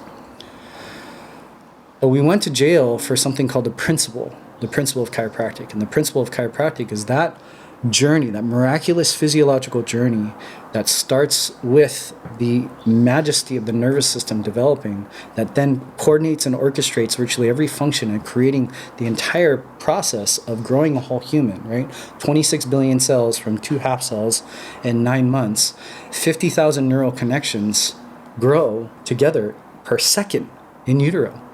Like per second, 50,000 neural connections. So from then to then, 50,000 nerves come together, and it's growing a whole human.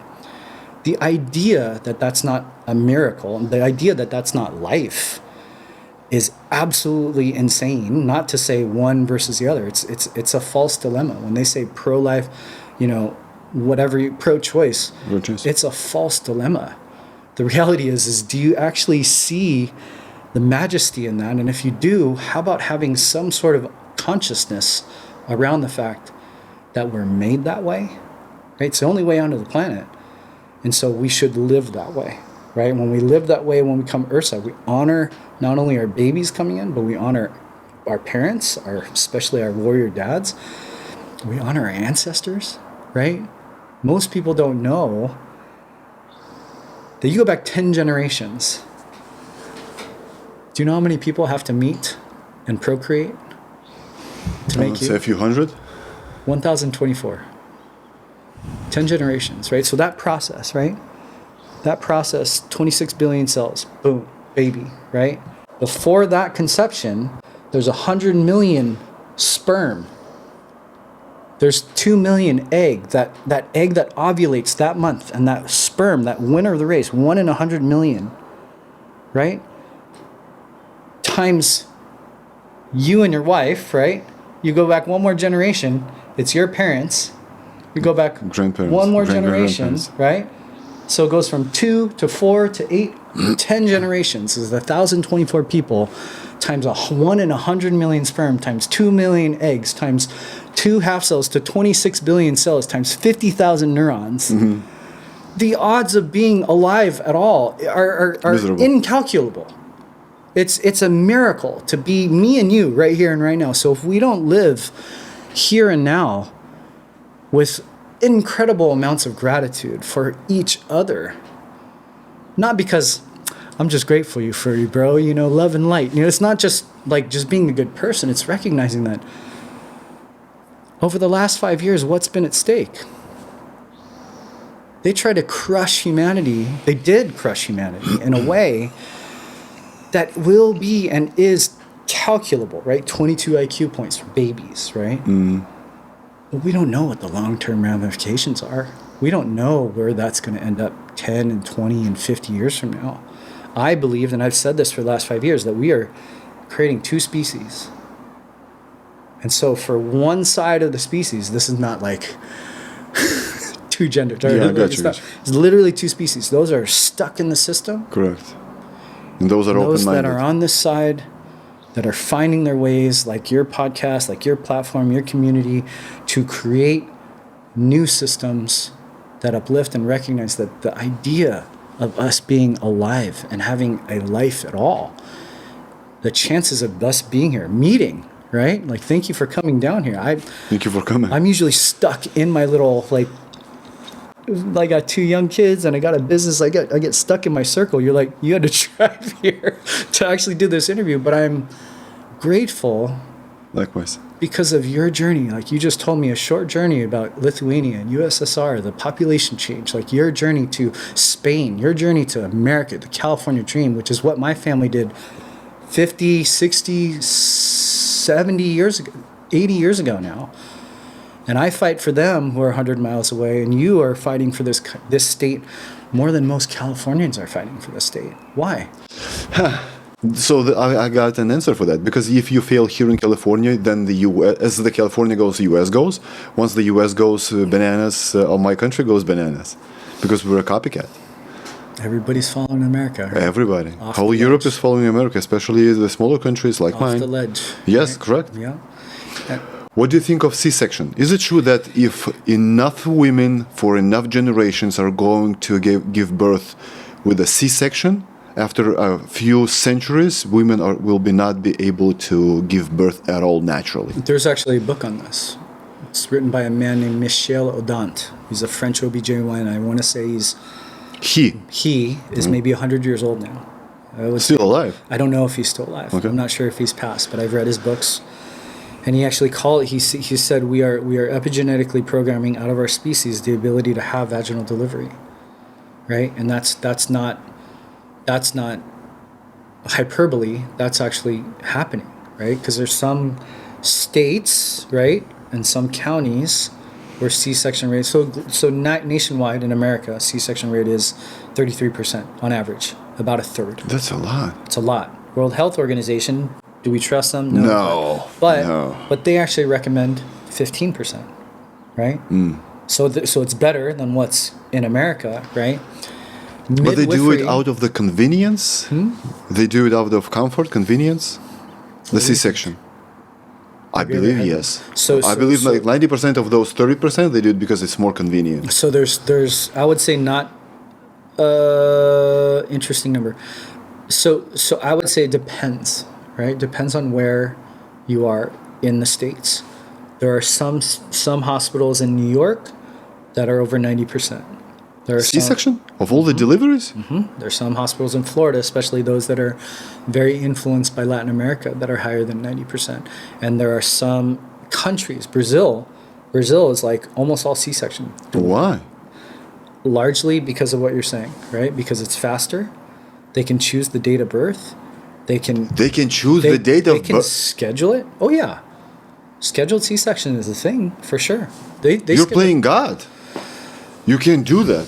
I would say that's a big advantage of conventional modern So birth. I gotta go and work on Monday, so let's do it Friday evening? Friday night? When do C-sections go up?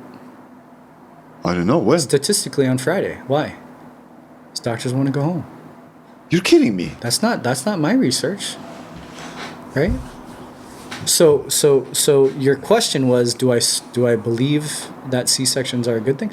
I would say when they're actually medically necessary, Yeah, but they're a life-saving intervention, 100%. just like many others, right? Correct. So, and I would say Euphemism. further, right? There's C-section delivery is really important, right? Because the vaginal delivery is actually coating the nervous system through the compression and expansion of the vaginal canal, but also the cervical dilation and the uterine contractions is actually turning on the baby's nervous system. Correct. Right? And if you don't have that, that's a really important factor, right? So sometimes babies that are born C-section delivery function differently. There's two main reasons for that. One is the missing of that vaginal delivery, right? That actually codes and turns on and stimulates the baby's nervous system to function optimally. The respiratory system is really, really stimulated from the vaginal delivery and the uterine contractions and the cervical from that dilation. kind of a struggle. Because it is a struggle. Correct. Right? And there are primitive reflexes. So there's several primitive reflexes that babies develop on specific a timeline in utero, milestones before babies are actually born. Three of which allow for baby to have the wisdom to find head down posture and also have the biomechanics to be active participants in the birth process. Babies are born, so when you watch your child, like your oldest, like when he was learning to roll over, when he's learning to crawl, he has reflexes that he was actually programming in utero to be a part of birth, right? And if babies don't actually have that programming utilized, then sometimes that leads to different challenges too. Babies that are born via C-section also are missing something called their first meal, which is probiotics from the vaginal canal. And this is not my research, this is known, where some moms that have to have C-section, right?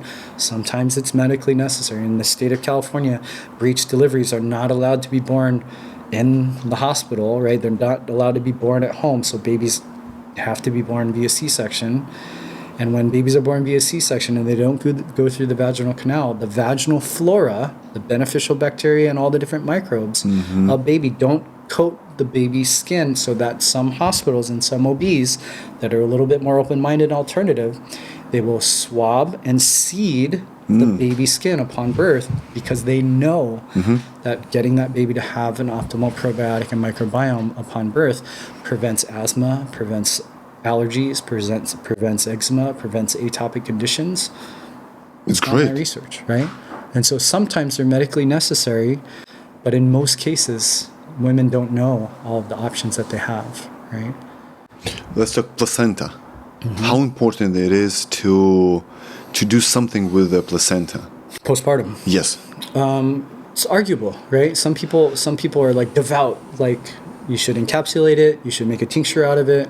Correct. You know, spiritually, some people don't do that, but they bury it, and there's a ceremony for that, right? And then some in the hospital, you don't realize that when they cut the cord, right, at birth, Yes. how much blood do they leave in the cord? How much blood do they rob of baby? That's another topic. We're gonna touch on that. But Okay. what I'm letting you know is that the placenta is often just discarded. Right? It's discarded. Why? It's not discarded. It's not thrown away. They keep it, and they use it, and they sell it. For what? I don't know what they do it for. Different reasons. They sell it.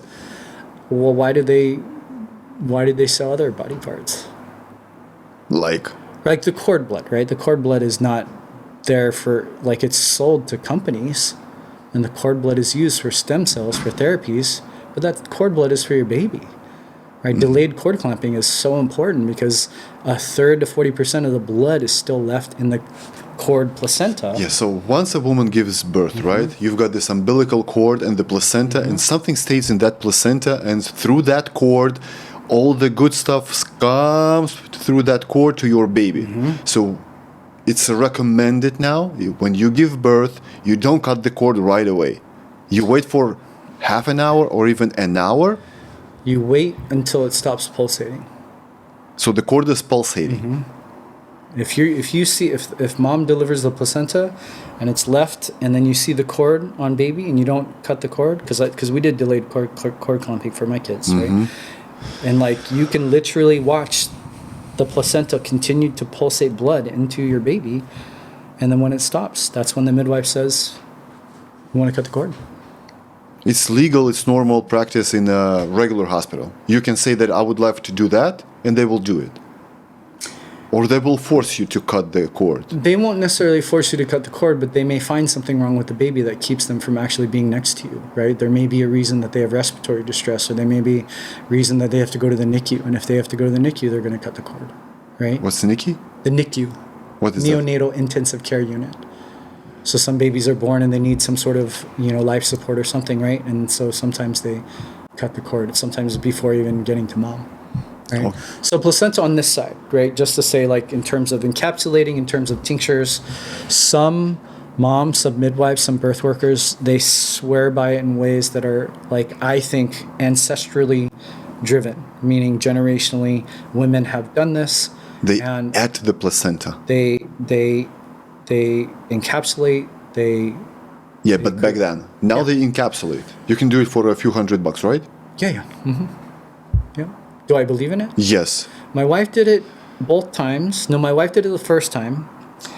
And the capsules were a little too strong for her. She noticed that they did help, like they did influence her hormones. Some moms know. It helps recovering, right? Helps with recovery, Okay. helps with hormone regulation, helps with their body's ability to heal naturally in the postpartum phase. I'm hugely a supporter of doing it and seeing if it works for you, as But you said they were too strong. How did she feel it? For my wife, she could sense that her hormones. It was just too strong of a response from her body. I don't know if it was heat. I don't know if it was headaches. I can't remember what it was. For some moms, it wasn't. It's not always like there's different ways to actually do that. So some say tinctures is a way that you can dose it differently. Some just eat it. And if it's tincture, for how many days or months do you take it? I don't have a recommendation on that. You'd have to ask like a more experienced birth. So you tell it to a doctor and they kind of packet the placenta? No, they will.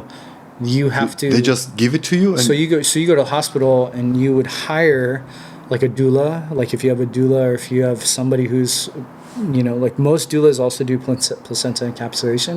And so if the doula's already there, I got the doula will literally have an ice chest. And they will take the placenta with them, and then they will do all the preparation. Placenta is an organ? That's why you have to have it in an ice? The placenta is an organ. The woman's body makes a placenta. 60%, the research said that 60% of the placenta is actually made because of the male contribution, which is interesting, right? How? Because how many women build placentas when they're not pregnant? Okay, but why 60%? So it's, I don't know where the genetic research comes from, but so that's just some of the research. what's inside that placenta that is critical for a kid to get it via the umbilical cord? What's inside of it? So the placenta is essentially taking virtually every aspect of mom and nourishing and growing the baby. So babies, when they're born or when they're in utero, they're not breathing, right? They're not eating. They're not digesting. They're just like the cord through their umbilical cord is literally nourishing and growing their whole body. So I would say more than anything, it's blood, right? And all the good stuff. Nourishment in blood, but stem cells. Stem cells by far are why science wants the cord cut and they want the cord blood, and cord blood banks exist, because then they can take the stem cells and create therapies out of them, right? Because we're hearing about that. Stem cells for low back disc issues, stem cells for knee arthritis, stem cells for, that's where it's coming from. It's coming from your baby's blood. But you can freeze those stem cells for your baby, right? If he needs it in the future, somehow. I think you can, and I would say, why not give it to him on the day one? Right? Just from the placenta? Yeah, why wouldn't you? Oh, you mean from the placenta? Correct. I would say necessarily, I don't think babies take placenta. I don't think that's something that you give babies. Yeah, but you can do something with the placenta just to get the stem cells from that placenta and to store them if your baby needs them once he gets, let's say, 12, 18, 30 years old. He's got his own stem cells right from the birth. Yeah, I didn't know that. I think that's great. I think that's a great use of science, right? What do you think of ultrasound? Because I've heard some crazy stuff about the ultrasounds right now. It bothers the kid doesn't like it because that's some kind of an intervention. If he can feel it, though we can't see it, but baby feels it, right? And if you do it almost once a week or once per 2 weeks, that's way too... So ultrasound is ultrasonic, right?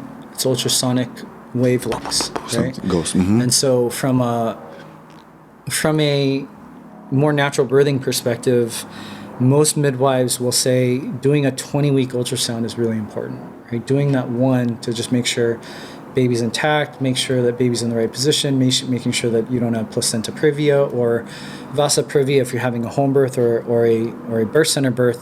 There are certain medical situations that would prevent those healthy outcomes in those settings, right? Because midwives are not their scope isn't as big as a conventionally trained OB, right? But ultrasounds by nature are ultrasonic waves, and the research that I've been taught in, my postgraduate training is that it's actually to the baby almost like being in like a subway, like the loudness of that actually auditorily for the baby is that stimulatory to the baby's nervous system. When you learn ultrasound as a therapy, like in some physical therapy studios, they'll do ultrasound on different tissues.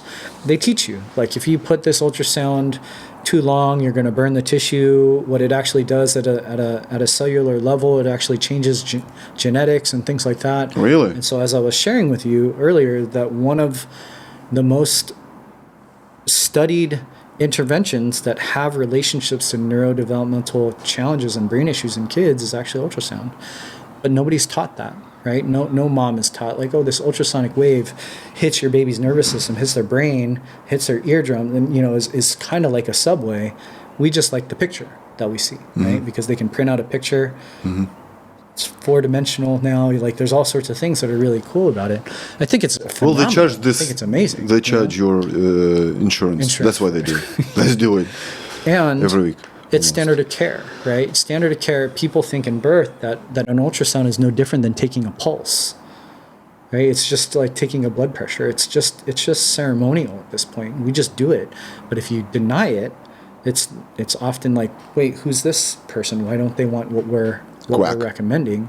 But then thirdly, I would say there's no informed consent at all. There's no informed consent on virtually any intervention that they do in birth, right? Like they usually just say, this is what we're doing and this is when we're doing it. And anytime, and I've interviewed nurses, sometimes staying anonymous about this, who are OB nurses who say that when a mom comes into the hospital and has a birth plan and wants to customize it as naturally as possible, there is a culture of scoffing at that.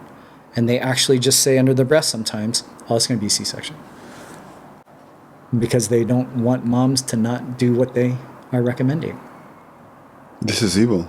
It's insane. This is so evil. Mom does not need a C-section, but they will schedule it? Not that they'll schedule it. They will just assume that she will, because she wants to do things more naturally, that she's going to fail at it. It's not that they will maliciously schedule a C-section. Okay. They will, under their breath, say, she's going to have a C-section. Oh, I got you. Right? So it's more derogatory. Okay. But in my view, we had both of our babies at home, and both babies being born at home was I would say, if you're a believer, like, you don't really know God until you see your wife birth your babies with as little intervention as possible, right? And then you see them birth and they're born and then they latch and then their placenta, and you see the whole process and you see things done as naturally as possible. And it's like, well, I already knew, right, in my mind, because I've been teaching families for 10 years before I was a dad, right? I've been in practice 15 years. My oldest is 5. So 10 years I'm teaching. It's all theory, right? Because I've never had a child, right? Mm-hmm. Correct. I don't birth a child, right? You never know. But once you see it, you're like, oh my goodness, right? It takes all of the learning, the graduate education, the postgraduate education, all of the moms that I've helped kind of go through this process, all the dads that I've kind of guided without having kids, and then all of a sudden I have my kid. It's a miracle. The less the system has to say on what your kid's outcome is, because it's more empowerment for your wife in that journey. Mm-hmm. Right? What do you think of epidural? I think epidurals, I don't know how to say this. I have a lot of moms come in later that'll say, I think my back pain's from my epidural. I'm like, why do you say that? They just had to try it a lot of times. Like in my view, like being a chiropractor and doing anatomy, like an actually like dissection of the body and the spine, I can't even imagine doing an epidural, like physically doing an epidural in the right way. Yes. And puncturing the spinal cord and essentially like realizing that there's no vascular tissue that actually nourishes and heals nerve tissue. So when it's harmed like that, a lot of times it just never heals. And when it never heals, there's somewhat of a permanent challenge that a lot of moms will come in later and tell me about. A lot of times they fail, where moms are like, yeah, I got an epidural, but I felt everything. I felt everything. Right? Mm-hmm. And so the question is, again, and this is me being humble, that I will never birth, I will never grow a baby. Because right? you can't. This is not... Because I physically can't. It's not biologically can't. option. And, you didn't choose that. And I would say, I don't know what it's like, right? So I'm not shaming any mom who's been through this process and things like that. But our moms did without C-section, without epidural, right? So it means it's possible. I know it's painful. I can't even fathom how painful this is, but it is possible. So I just did a podcast. The last podcast I was on is a medical doctor. His name is Dr. Stuart Fishbein. He's in LA in Orange County. He did 24 years of Cedars-Sinai, conventional obstetrics, and then he met midwives, and he left the medical system. He started working with midwives only. So now he's 40 years in practice. He has about 16 years only doing home birth. So medical doctor, OBGYN, only does home birth. But he specializes in twins and breech. Twins and breech. Should be in conventional trained. Correct. Always 100% C-section every time. Really? What's his, not every time, but 90+% times. Babies are rarely twin and breech born vaginally. Rarely, right? Okay. What's his transfer rate to the hospital? I don't know the word. So transfer rate to the hospital, let's say it this way, like, because we were talking about, like if you hire a midwife and you do a home birth, right? You want to have a home birth. Or if you go to a birth center and you want to have a birth center birth, there's typically a transfer rate to the hospital. If things are outside of their scope, I got you. An emergency. I got you. Something goes bad. The transfer rate, kind of industry wide, I would say is somewhere on the good end, meaning is more like 10%. On the more frequent end, it's 15 to 20%. Okay. Right. So his is like what, 3 to 5?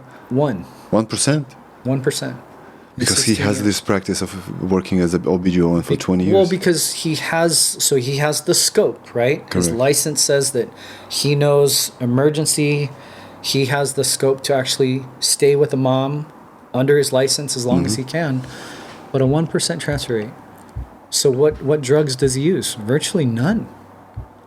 Right? So he has the most complicated cases, the breech, the twin births, that are almost always conventionally C-section deliveries, and his transfer rate is even better than the midwives. Not to say that he's better than midwives. He learned everything he learned today, and he's humble enough to say that he does. But he has a transfer rate that in my postgraduate training, it says the same thing. All the best midwives around the world, Ina May Gaskin in Tennessee, the other OBs that actually know a lot about letting moms, like the less they do, the better, that the average rate of transfer is around 1%, 1 to 2%. Why are we doing all these interventions carte blanche on virtually every single mom when moms can actually potentially birth completely free of the system, right?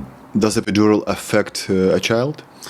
The epidural affects the child in multiple ways. I would say just something as simple as like an IV affects mom. Right? IV is important for hydration, but most people, like oftentimes moms will have challenges breastfeeding. Most people don't know that an IV alone can saturate the tissue of mom so dramatically that it cuts off the body's ability to not make the milk, but sometimes deliver the milk to the baby. And so things like something as innocuous as an IV can actually have some challenges as well. I would say any intervention that affects mom's system can't not affect the baby. Any intervention that affects babies or affects mom's nervous system, meaning shutting down this entire region, supposed to be only the sensory aspects, but moms sometimes can't walk, right? And if they're losing sensory and motor For in some this time or particular at area, all?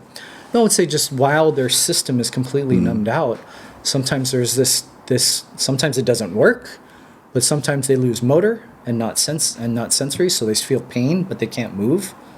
Well, that's So scary. when the nervous system is shut down in the area of the nervous system, that area particularly is what controls the uterine contractions, the cervical dilation, but also controls the placenta, controls the nourishment of the baby.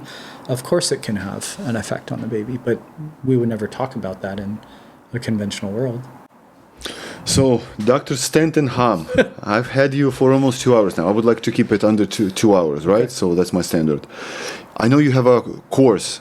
What do you teach people, and where can they register? And So we have a attend course it? called Future Foundations. Future Foundations is a 3-month course. And so a lot of families, they hear me on podcasts, they meet me at conferences, and, oftentimes not everybody's local to San Diego, so they can't actually come to my practice. They want to know who I know in their area, or they want to know how they can learn from me.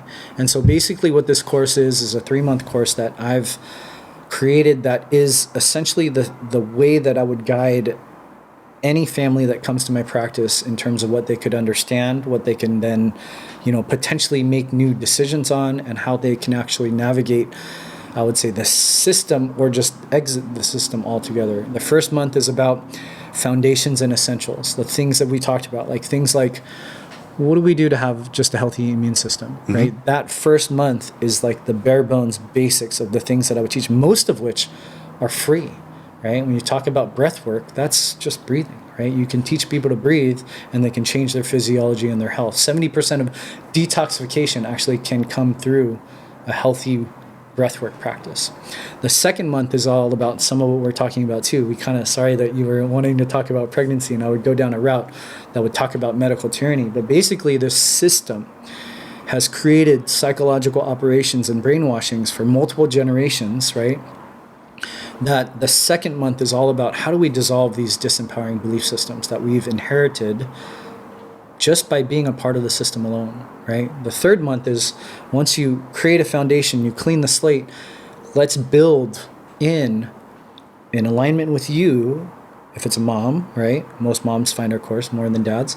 But if it's couples, right, you can actually come together. There's a 90-page workbook that we include in this that if families were to do together, they could have really, really healthy conversations about controversial topics and hopefully blend and build a stronger unit. So that's what the system is attacking, right? The family unit. That if we can do that process, essentially our system is meant to help our families break free. Help them break free of the system completely, or just be so empowered that you never let the system take you like the system does take so many of us. What's the website? It is portal.thefuturegen.com/future foundations. We'll make sure you get the link. Link in the description. Yeah. Stanton, God bless you. I've heard some horrible stuff. Sorry. So I was sitting, I was mean to having scare those you. shivers down my body. Horrible stuff. Especially the moments when you talked about when they can take your kid away. Kids. That's great. Kids are the most sacred. That's all we have. The kids. Yeah. These are kids. These are my kids. And they can take it away. I'll give you 2 people if you want to yes, interview those people. I would love to. Yeah. because I believe it's one of the most important conversations, because people that are fleeing California, right? People are fleeing California because they believe California is lost. It's going to fall off the edge of the earth. Newsom's going to take over, and then the next person's going to take over. When you're in the hospital system in every other state, it's the same. CPS is there, and law enforcement is there, not for you, not for your protection, but for supporting the system. That's really important to understand. God bless. Thank you, man. God bless you too.